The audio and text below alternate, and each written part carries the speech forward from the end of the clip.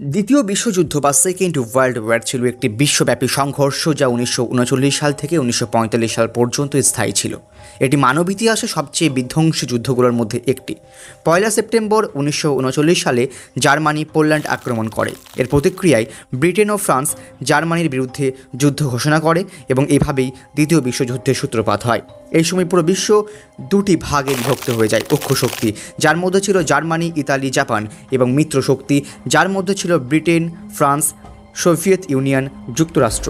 এবং এই দ্বিতীয় বিশ্বযুদ্ধ চলাকালীন সময়ে 6 ও 9 আগস্ট 1945 মার্কিন যুক্তরাষ্ট্র জাপানের হিরোশিমা এবং নাগাসাকিতে পারমাণবিক বোমা বিস্ফোরণ করে এবং যার ফলে কার্যত জাপান ধ্বংসস্তূপে পরিণত হয়।